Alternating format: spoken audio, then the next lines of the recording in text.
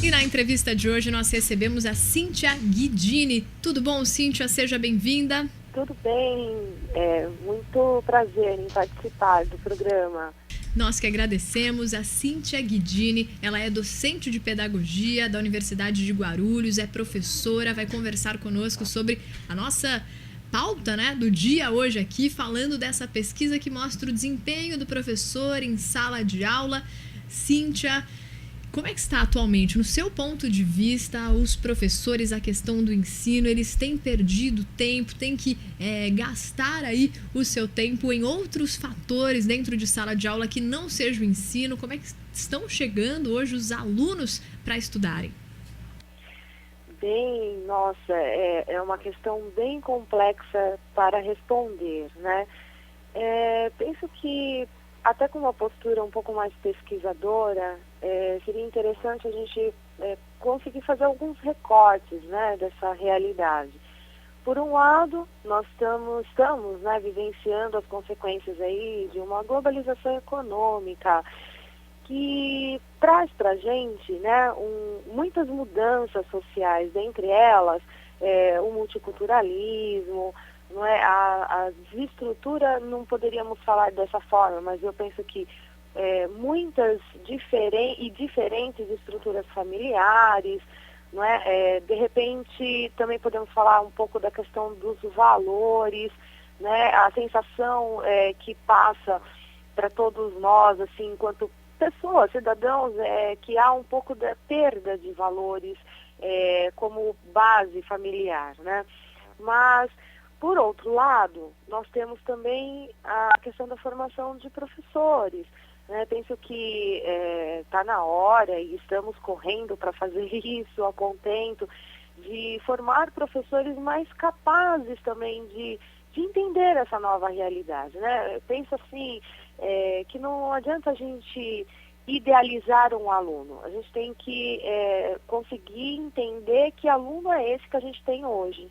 E a partir daí, pensar em alternativas, em novas soluções, novas propostas pedagógicas. Não adianta a gente querer ensinar um aluno que foi o nosso aluno há 20 anos atrás. Sim. Não existe mais esse aluno, né? Então, eu penso que há essas duas frentes, né? Uma frente que é mais conjuntural, é mais complexa, não está na alçada do professor, consiste num fenômeno social, num fenômeno global, inclusive, né?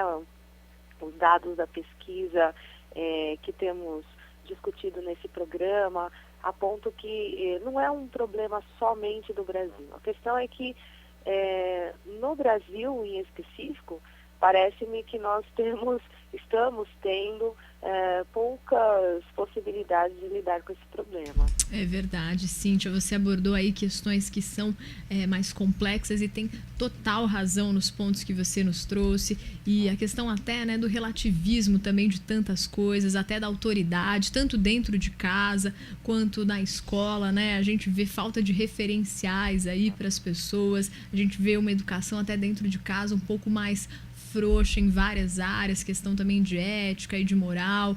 A gente vê pouco dos pais aí, muitas vezes, claro, fazendo um recorte também, caminhando junto para um aprendizado dos filhos. Então o professor tem que lidar mesmo com esse novo aluno, que não é o mesmo de 20 anos atrás, de uma sociedade diferente, de um comportamento distinto.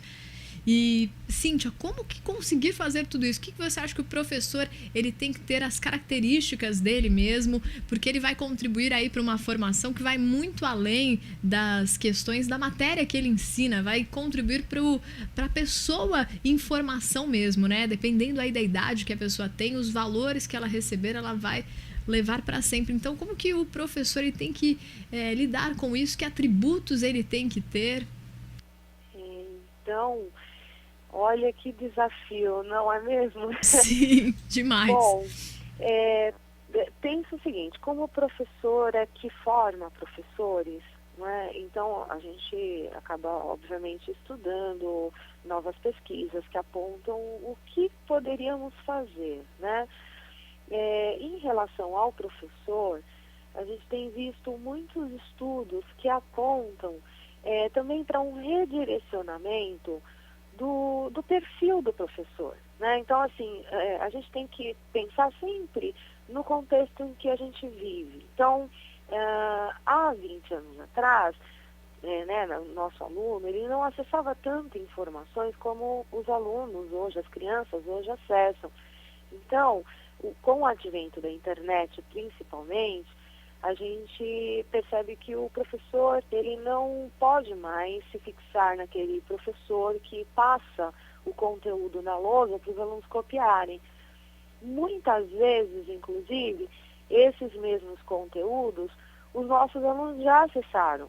Eles, inclusive, temos muitos alunos que sabem mais ainda do conteúdo do que o próprio professor. Então, aí a escola começa a perder um pouco no sentido, né, para esse aluno. Esse aluno passa a não significar ou não enxergar a importância de estar na escola. Por quê? Porque todas as informações que são veiculadas ali por aquele professor e que obriga esse aluno a ficar copiando e copiando e copiando, né? Então, assim, para esse aluno isso não tem nenhum significado.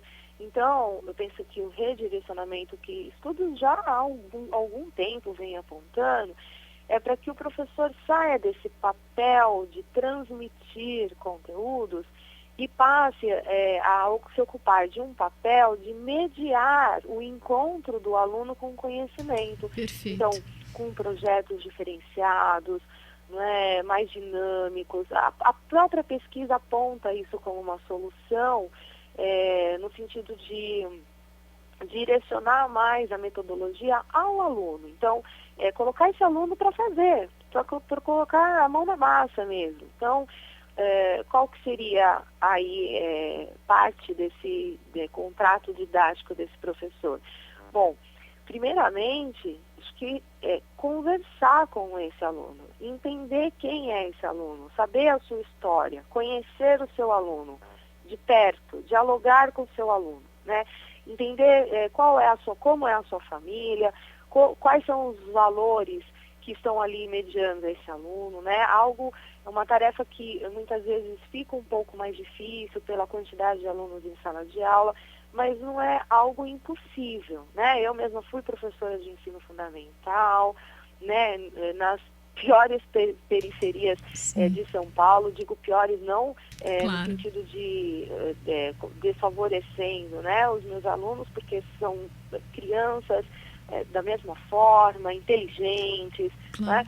Então, digo piores no sentido de adversidade mesmo, né? De encontrar aquele aluno que, às vezes, ele passa por tanta coisa na casa dele, né? São tantos problemas que ele vivencia que aquela questão pedagógica ali se torna até pequena em relação a tudo que aquele aluno está pedindo. Às vezes os nossos alunos, inclusive, pedem socorro, né? Sim. E aí, na falta de uma família, né? Eu costumo dizer assim para os meus alunos, né? Que serão professores. Eu pensem sempre que o seu aluno, ele não é apenas aluno, ele é gente. Claro. Né? Não tem como desassociar o aluno da sua história, do momento em que ele está vivenciando. Então, muitas vezes, sabe, eu, na minha prática pedagógica, quando era professora no ensino fundamental, eu vi, às vezes, que naquele momento, aquele aluno não estava apto para entender um conteúdo de língua portuguesa. Naquele momento, ele estava com fome. Sim. Naquele momento, ele estava triste. Né? Naquele momento, ele estava preocupado, com medo, queria chegar em casa e encontrar uma realidade no qual melhor nem a gente começar a contar aqui. Mas penso que, então, diante de tudo isso, o professor, ele precisa também entender que ele tem uma nova realidade. Não adianta a gente mascarar. É verdade, Cíntia. E como no comecinho da entrevista você falava pra gente, né, que tudo mudou aí com a globalização, então a gente vê também até essa questão da educação, né, virando aí como um meio de se ganhar dinheiro. Você trabalha na questão de passar a informação e pronto, né? E não com essa questão de formar cidadãos. É como você falava pra gente, você não está aí com um número na sua frente, são tantos alunos, passar o conteúdo. Não, você está com seres humanos, você está com gente. E infelizmente a gente tem perdido com o passar do tempo, mais e mais isso em várias áreas, né? Questão de saúde também, de educação, a gente vê que tudo se transforma, né, em número, e são poucas, né? As pessoas, a gente reconhece, que nem você contando aqui para nós, Cíntia, nessa formação de docentes e formando com esse intuito de cuidar de gente, muito mais do que ensinar conteúdo, né? Formando aí um ser integral mesmo, né? Então é muito gostoso saber disso, que há pessoas preocupadas com isso, indo em contramão do que é a nossa sociedade e que o mundo tem direcionado, né? Então isso é muito legal mesmo. E nessa questão, Cíntia, quando a gente falava de vários outros problemas que a criança tem e tem que aprender também tudo isso, você citava pra gente sobre a criança ter muito acesso, né, à informação. Hoje em dia, né, a gente tem aí crianças que têm mais acesso à informação aí do que grandes pensadores da Grécia Antiga, né, mas não quer dizer que isso signifique conhecimento, né. Então você falava desse papel do professor. E, Cíntia, você acredita que então professores, eles têm que ter um dom para isso, eles podem ser treinados? Você faz um papel de treinamento dessas pessoas. Como é que dentro das escolas podem monitorar aí o desempenho dos professores para realmente ficar com aqueles interessados em cuidar de gente, em cuidar de alunos? Então, vamos repartir essa pergunta para a gente ir aos pouquinhos. Em relação à formação dos professores, né, nós temos cuidado, pelo menos na Universidade de Guarulhos, a gente tem pensado muito nisso, a gente tem cuidado bastante dessa questão, né, a gente discute muito a respeito de como é que nós podemos, ali em 3 anos, adequar essa formação para atender essa nova realidade, né? Então, a gente, primeiramente, a gente tem investido muito em disciplinas mesmo que tratem, né, de práticas pedagógicas mais atualizadas, práticas pedagógicas que incluam um saber fazer em relação a isso que você abordou, que é a questão de como é que eu pego uma informação e como eu transformo ela em conhecimento, que tipo de práticas ou de atividades pedagógicas nós podemos inserir as crianças de modo que, primeiro, elas se envolvam naquela atividade, porque se elas não se envolverem naquela atividade, para elas não vai ter o menor sentido em participar e aí conhecer. Segundo, como que a gente faz para dar um salto daquele professor que só passa a informação na lousa para aquele professor que consegue desenvolver, então, atividades que os alunos possam, eles mesmos, como protagonistas, né, transformar essa informação em um conhecimento e se apropriar desse conhecimento. Então, são várias etapas previstas no curso, por exemplo, de pedagogia, né, é um curso que a gente mais trabalha lá, para desenvolver aos poucos essa sensibilidade, né, e essa percepção do professor em relação a esse novo perfil. Bom, na escola, né, aí a gente já está falando de uma outra questão que é a pós-formação desses professores. Então a gente tem que pensar, bom, na universidade a gente vai cuidar da formação básica, né, oferecer vários instrumentos, várias teorias, várias formas desse professor diferenciar essa metodologia. Já na formação contínua, que seria após, né, a formação básica do professor, penso que aí já estamos nos direcionando para um trabalho de políticas públicas mesmo. Então, penso que as secretarias de ensino devem pensar de forma mesmo estratégica, né, em relação às suas realidades, em como, primeiro, avaliar o seu professor, mas não avaliar no sentido de punir, né, mas penso assim, avaliar no sentido de diagnosticar de forma pontual a prática desses professores e para mostrar a esses professores em quais aspectos ele precisa melhorar e dar suporte para esse professor melhorar. Então, muitas vezes eu vejo, já e não é de pouco tempo, que esses cursos de formação contínua, não que sejam ruins, né, mas eles também ficam numa postura de transmissão de informação. Então, fica, por exemplo, retransmitindo ao professor, muitas vezes até teorias que ele também já estudou na educação, na sua formação básica lá no curso de graduação. Claro. Então, penso que essa formação contínua podia ser cuidada com oficinas, né, que ensinassem esses professores a também colocar a mão na massa. Então, vamos lá, como é que eu faço isso? Né? Fala-se muito da alfabetização construtivista, né? Fala-se muito de projetos interdisciplinares, né?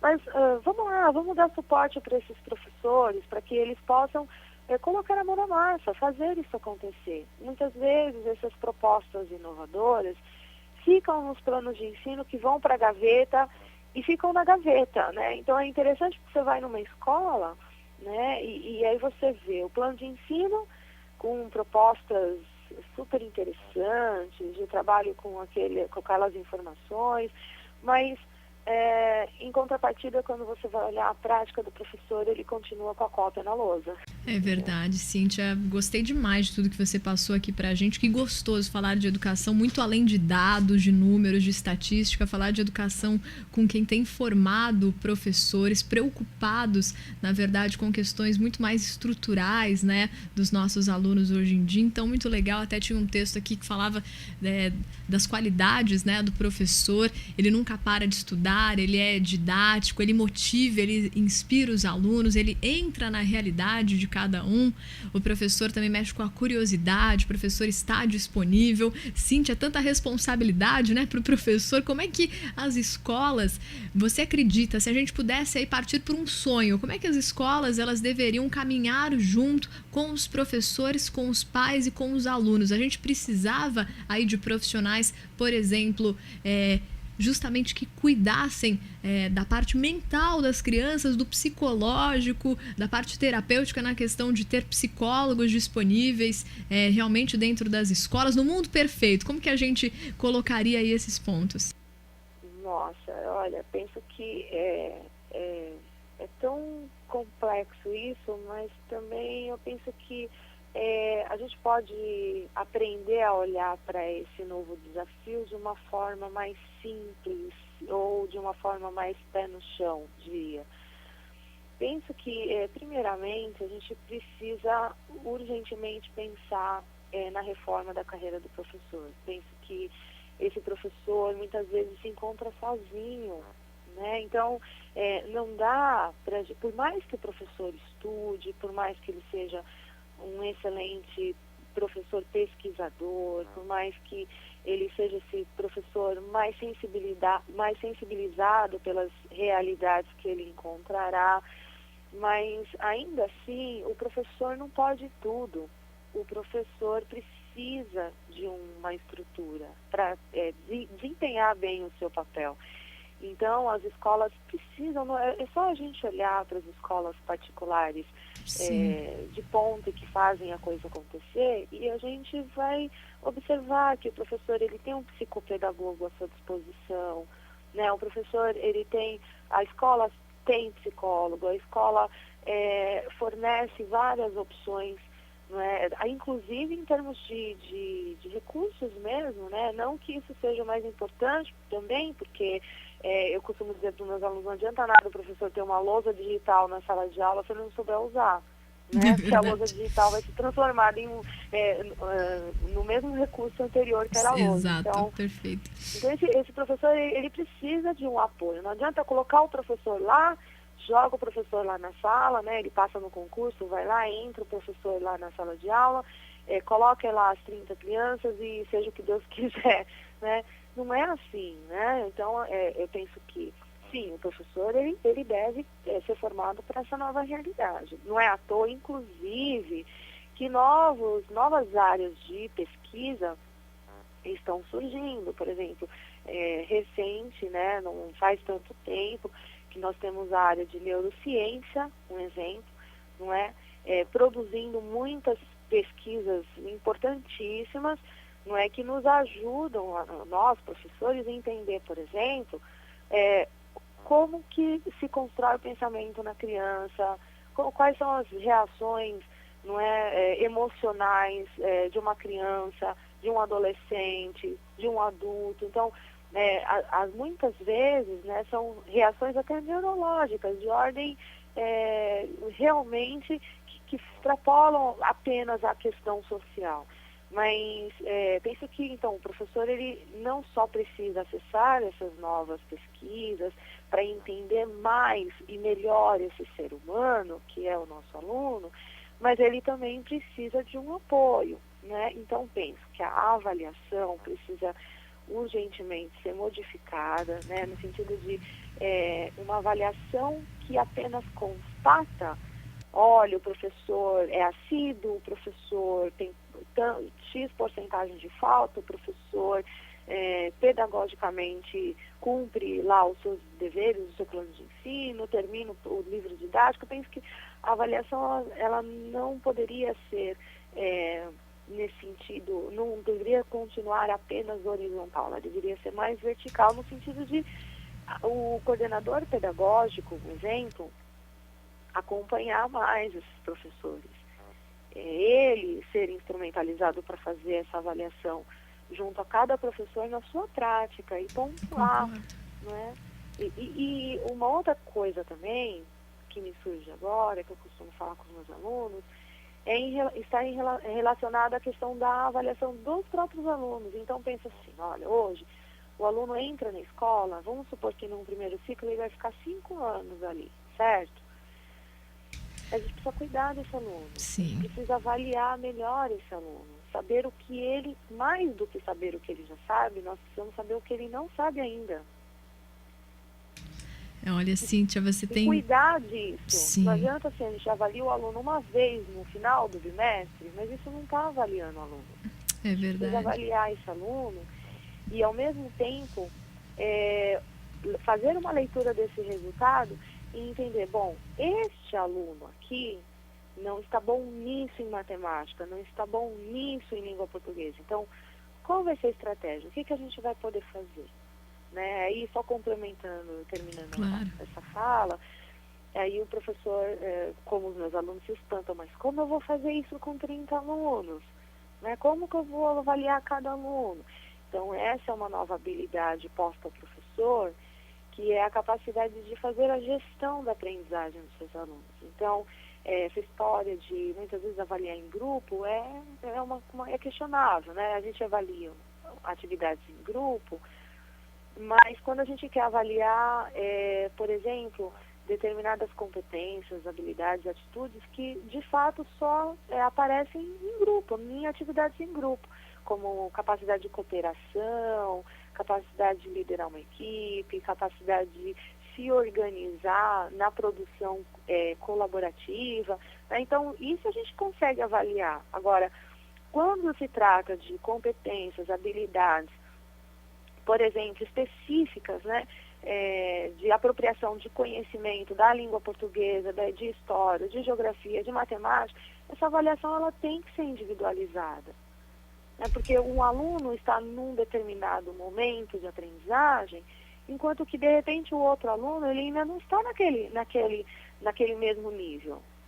A gente precisa entender como que esses alunos estão, de fato, para que esse professor possa aí redirecionar, diria, o seu trabalho. Porque muitas vezes eu vejo assim, o professor ele insiste em ensinar um determinado, enfim, conhecimento lá, informação, e que, de repente, aquilo os alunos eles já sabem.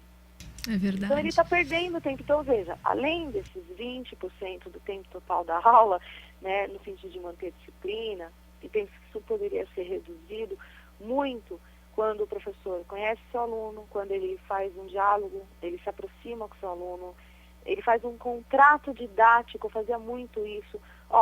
Vamos lá, quem é cada um, vamos nos conhecer. Sim. O que a gente vai fazer aqui, o que a gente vai trabalhar, disso tudo que eu estou propondo para vocês, o que vocês acham interessante, por onde podemos começar. né? Isso não significa perder controle sobre o que você vai ensinar. Isso Sim. significa você fazer gestão da aprendizagem. Perfeito. É verdade, Cíntia. Olha, a gente teria muito mais para conversar aqui no programa, até porque a gente falava aí de uma educação em termos mundiais, fazendo comparação do Brasil com outros países. A gente foi vindo para o nosso país, vindo para questões específicas e a gente chega aí à questão individual, né? A questão estrutural de cada aluno, as dificuldades em cada parte. Que bom seria se pudesse ter realmente professores justamente preocupados com cada uma dessas questões, porque os nossos alunos se sentiriam muito mais confiantes, eles deixariam, por exemplo, de prestar atenção em outras coisas, ou de não ter vontade de ir para o colégio, ou de não se preocuparem, justamente porque aquele aluno que aprende, aquele aluno quer ser proativo, aquele que entende a matéria, ele quer continuar, ele quer fazer as lições, ele quer agir, né? E aquele que aos poucos vai ficando sem acompanhar a sala, ele vai ficando deslocado, ele se interessa menos, ele vai para bagunça, enfim,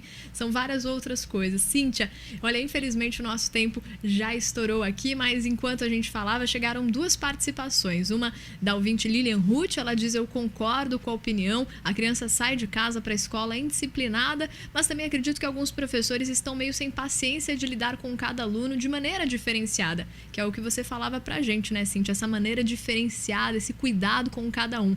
Até porque ela diz: no meu caso, estou tendo um problema aí da minha filha com um professor e acredito que os professores eles têm que saber a história de vida de cada aluno até para saber lidar melhor com isso. E a gente recebe uma participação do ouvinte do Japão que diz: professores estão reféns da indisciplina. Isso, infelizmente, tem sido cada vez mais comum.